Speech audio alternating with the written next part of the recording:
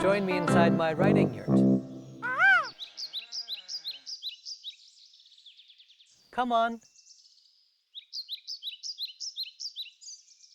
Our next question comes all the way from India, from Neha M. And she asks how to teach grammar in the easiest way. What I love about this question is how it also reminds us the way that grammar often seems to be difficult, confusing, complicated. We want to find an easy, straightforward way to deal with it. And I have 4 suggestions, 4 ways that I would offer for making the teaching and the study of grammar not only easier, but more fun.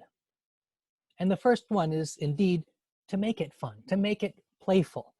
We learn best in an atmosphere of joy and safety and freedom and creativity. The more we can foster those qualities wherever we are, wherever we're learning something or teaching something, the more happens more easily. That was one of Marie's secrets, and it's one of my secrets, and it's one of the secrets we're giving to you. Let me give you a quick example of a free and fun way of doing just this. I'm going to take you to our Cozy Grammar website and show you something. You should see the screen, and you'll see our Cozy Grammar website, cozygrammar.com. Now, at the top of the screen, you'll see a bar, and the second option are free resources. And if you go down, you'll see something called Cozy Grammar Game, the Cozy Grammar Game. Clicking on that, you'll come to a free game that we offer for teaching the 8 parts of speech, because the 8 parts of speech give us the sort of foundational ideas of grammar. And in fact, on the page, you'll see we have a video from Marie introducing one of those parts of speech, nouns. I'll give you just a little taste of Marie's video.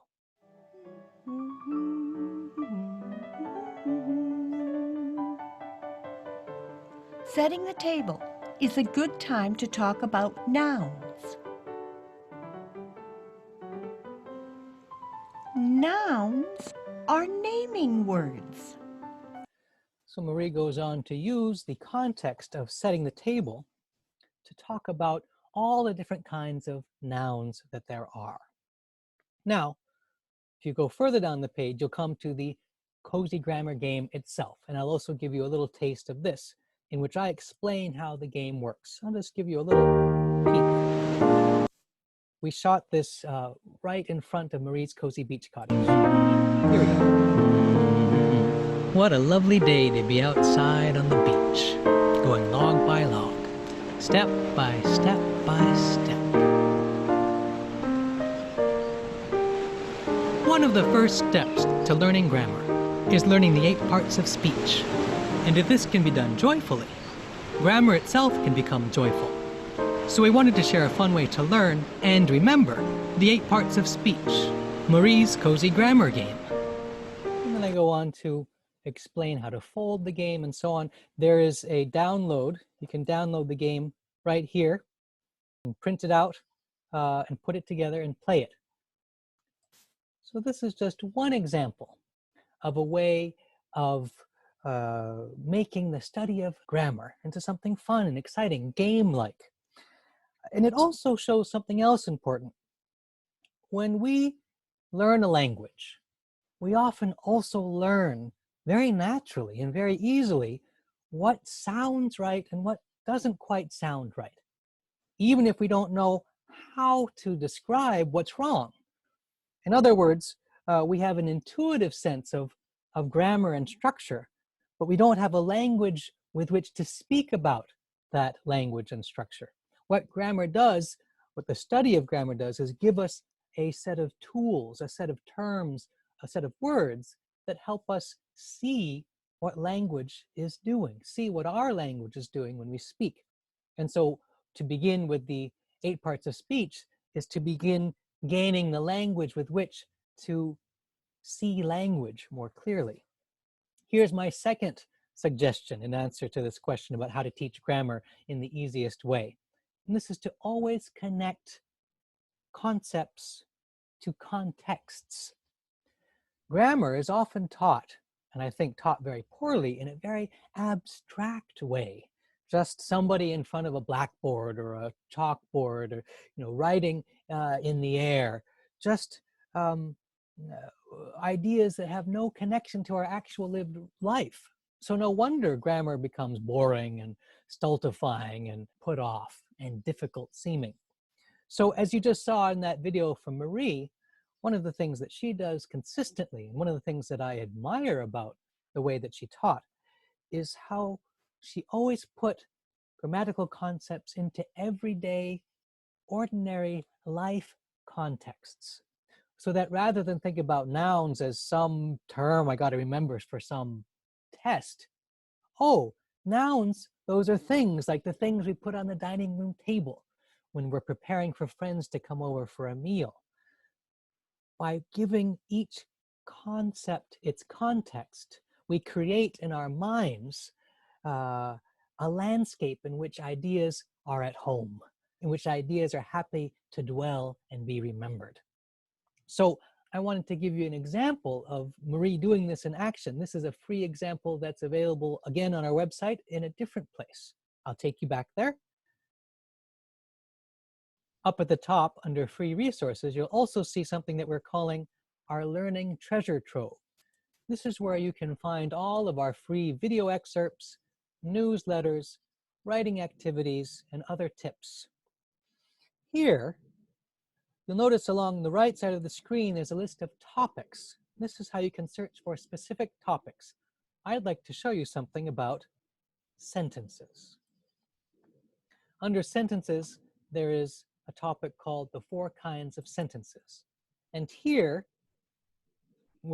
from what is actually the very first lesson in the Basic Cozy Grammar course, Marie introduces the 4 kinds of sentences in what I find to be a marvelously savvy way by connecting those sentences to a very specific context. Take a peek.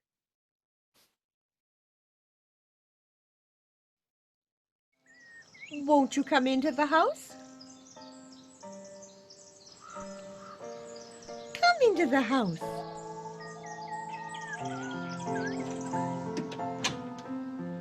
We are in the house.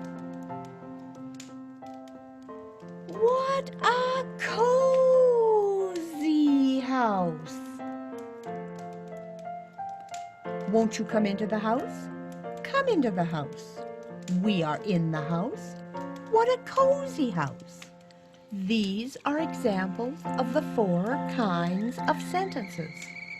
Oops, there goes my kettle. In the lesson, Marie goes on to explain what an exclamatory sentence is, what an assertive sentence is, and so on. But notice how by placing those sentences in the context of her cozy beach cottage, they're immediately more alive to us, more interesting. That's much more effective than starting with, okay, I'll teach you about interrogative sentences, or I'll teach you about exclamatory sentences. We start with the specific examples and build our knowledge from there.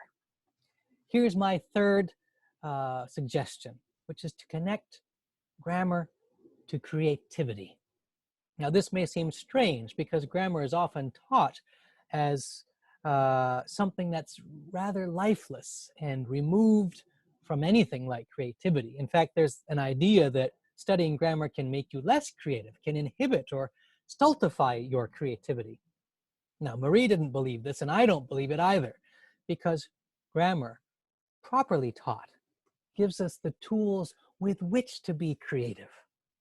Grammar, in fact, can enhance our creativity.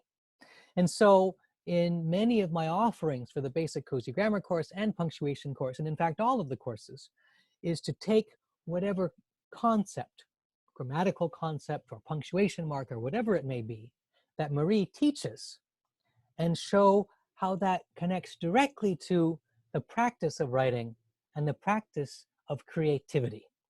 And here I thought I would give you a very specific example. I'll take you back one last time to our website. I'll go back up to our free resources area and go back to our learning treasure trove where we can search for ideas. And if you look on the right side of the screen, you'll see we have topics. And you scroll down, we also have explore ideas and themes. This is a way to become even more specific about what you're looking for. At the bottom, we have writing activities. If you click there, we take into all of our newsletters that contain free excerpts and activities connected to creative writing. I want to take us to one called Gratitude and Grammar.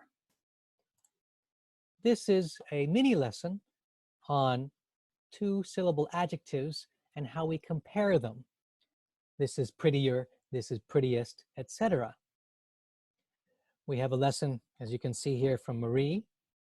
And then we have a lesson from myself on a day that was quite snowy, which I used as an opportunity to talk about comparisons in action and indeed out there in the snow, and a specific kind of comparison which has to do with rhetorical questions. I'll give you just a little peek into our winter wonderland that we had not that long ago.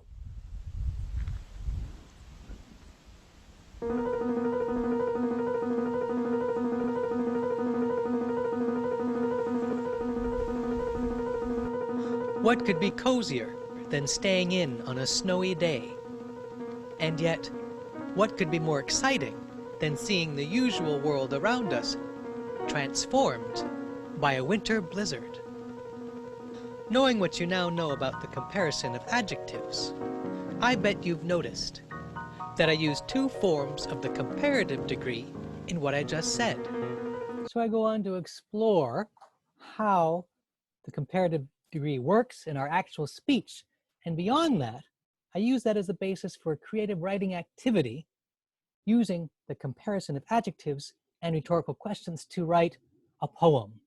So what might seem very abstract rhetorical questions and comparing adjectives becomes an opportunity to be creative, to use a new concept, to write in a new way, to write a little poem. And in fact, I include my own answer or my own creative response to this exercise. So that's an example of the kind of thing. And I invite you to explore through our free resources section of the website, and you can get ideas from there. And that will probably give you your own insights and your own ideas to play with. And last but not least, my fourth suggestion is to practice rigorously, going step by step.